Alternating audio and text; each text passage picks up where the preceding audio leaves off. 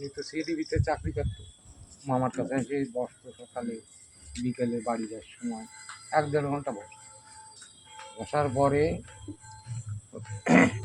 উনি বলতেছে যে এই ব্যাপার, একটা রুগী, ছোট বাচ্চা, শিশু বাচ্চা, অর্থ সম্পদ যা ছিল সবই চলে গেছে। পিঠে বাড়ি 5 কাঠা, তার 2.5 কাঠা বিক্রি করে দিয়েছে, তাও শেষ হয়ে গেছে। এই রুগীটা তুই যদি দেখতে, তা আমার মনটাই করছে তোমার একটু দেখাই ভালো, তো আজকাল একটু ফেরত দিয়ে দিচ্ছে, ভালো কথা। তারপরে মামা আমার বললো, বাবা আমি তখন রিক্সা করি, তুই আমার একটু নিয়ে যাবি, তোর 50 টাকা জনের জন্য। ঠিক আছে যাবানি। তা তুই বাড়ি বৌমার কাছে খবর দিয়ে দে যে আমি আজকে রাত থেকে বাড়ি আসবো না, আমি সকালে আমি বাড়িতে খবর দিয়ে দিয়েছি বড়দের কাছে, আমি বাড়ি যাবো না, মামা নিয়ে গেলুয়া বাড়ি যাবো। মামা গেল, যাওয়ার পরে দেখলো, তারপর দেখেই বলতে তাড়াতাড়ি ওই তোকে নিয়ে পুকুর আছে, তাহলে হ্যাঁ আছে, তুই তাড়াতাড়ি ওই ওজন বাটনে জল নিয়ে আয়, মানে এক যেহেতু সেনতে একটু পড়বি, ওই কোনায় যাবি, ওইখান থেকে একটু পড়বি, এই কোনায় যাবি, ওনটা আর একটু পড়বি, এই কোনায় যখন আসবি তখন পুরোটা ভরিয়ে নিয়ে চলে যায়। এবার ও নিয়ে আসলো, নিয়ে আসার পরে ওনার ওই যে মন্ত্র হরিচান গুরুচান তালচান করে 2 ফু দিয়ে কাছে দেয়, ওরে তাড়াতাড়ি খায় দে, ওর গায়ে মাথায় একটু দিয়ে ওরে একটু খায় দে, যা ও ঠিক হয়ে যাবে।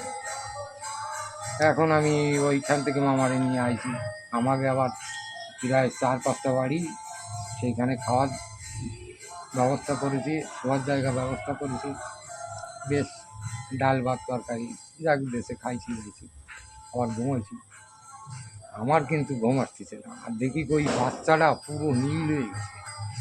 আমি বললাম মনে মনে মামার পরে রাগ আছে, এই যে গরিব মানুষ 50 টাকা দিল, আমরাও তো গরিব মানুষ, কিন্তু 50 টাকা নিয়ে ওই যে উনি তো একটু হরিচান গুরুচান করে একটু জল দিয়ে দিল, সাঁতার তো মরিয়ে গেল, ও তো বাঁচবে না, তো 50 টাকা মানে 20 বছর আগে অনেক টাকা, অনেক টাকা, 500,000 টাকা, বুঝছো। 20-30 বছর উনি তো 500,000 মারা টাকা। ও তো মারা যাবেই, ও কোনো রকম সম্ভব। আমি যখন আমরা শেষ রাত্রি আসতেছি 2 বাপিটা, আমি করছি মামা এইসব বন্ডামি বাদ দেওয়া যায় না, বয়স হয়ে গেছে, এই বাচ্চাটা তুমি দেখলে যে আমার 50 টাকা দিল, আমাকে কাপড় দিল, শোয়ার জায়গা করে দিল, আর এই নিঃস্ব গরিব মানুষ ও কি বাঁচবে? ও তো ছাতা মরিয়ে রয়েছে, মরিয়ে গেছে এতদিন।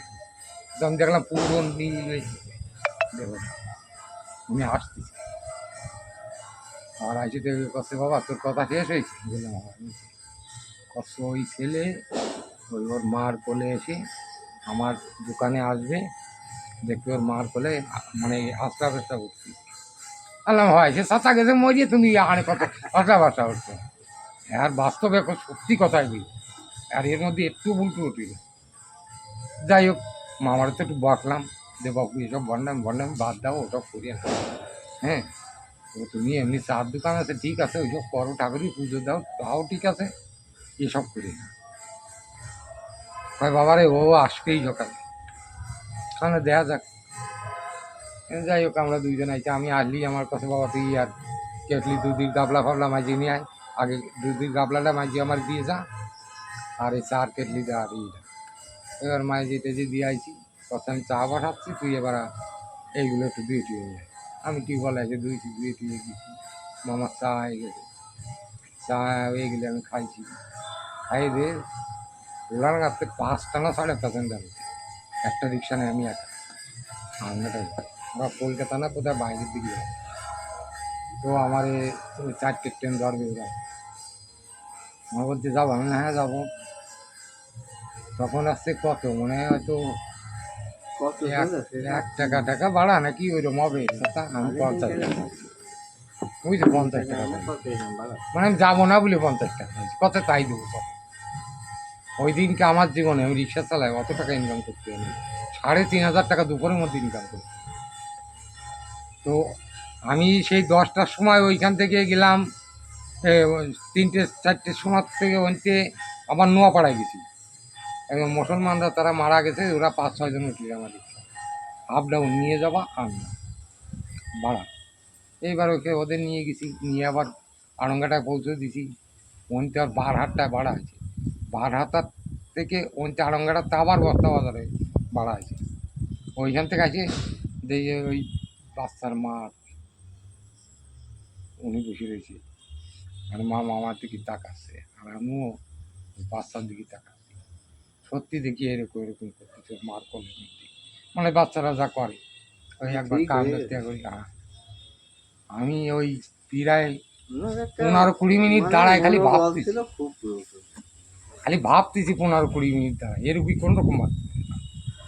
আর মামা কি দিল, কি জিনিস দিল, যে আমি তো শুনলাম খালি হরিচান গুরুচান তারকচান করি, একটু বু দিয়ে একটু জল টল দিয়ে কাছে যাও তুমি একটু গায়ে মাথায় দিয়ে, যে রোগী ডাক্তার ফেরত, আর সে কালো মানে নীল বর্ণ হয়ে গেছে পুরো। না সে ঠিক আছে।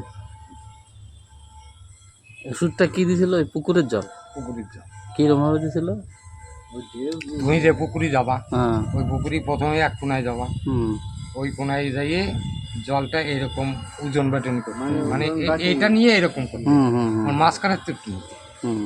আবার ওই কন্যারে যেতে হবে। যাইতে ওইটা আবার এরকম করতে হবে, অন্তে একটু নিতে হবে। এটা তো ওনার তৈরি, তাই তো? হ্যাঁ, আবার ওইখান থেকে ওই ঘাটে তো ওই ঘাটে যেতে হবে, যে ওখান থেকে একটু আবার ওইভাবে নিতে হবে। দুজন বাটি আর এই এই এই ঘাটে এসে হুম। লাস্ট ঘাটে আসি, ওইটাও এরকম জল নাড়াইয়ে মাঝখান থেকে যেটুকু পুরোপুরি আসছে ওই জলটা পড়বে। মানে 2025, তার মানে আজকে 2025 হলে 30-40 বছর আগের কথা নাকি? তা তো বটে।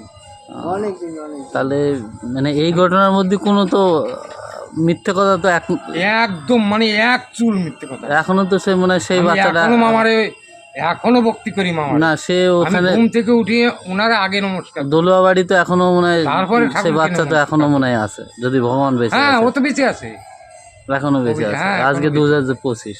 সে বাড়িটা আমি চিনি, আমার খেয়াল আছে। ওই বিটের পরে মামা, বাজার ছেড়ে যে বাহাতে একটা বিটে না, একদিন তাহলে যাবানি, হ্যাঁ, ওই বিটের পরে। হাটের ওই যে হ্যাঁ হ্যাঁ, আর দ্বিজেন বাবু তো ভাই বুঝলো? দেখি। না, মানে হ্যাঁ, ওই স্টোর আমি পাওয়া যায়। স্কুটিটা আমার ঠিক হয়নি, ঠিক হলে একদিন তাহলে তার বাড়ি যাব, হ্যাঁ, গিয়ে তার সাথে এমনি দেখা করে আসবো, ঠিক আছে? দেখা করে কথা বলে আসবো, বুঝছো? আমিও হ্যাঁ, তার মানে এখান থেকে ওদের ঠিক হয়ে চলে গেল, তাই তো? ওই যে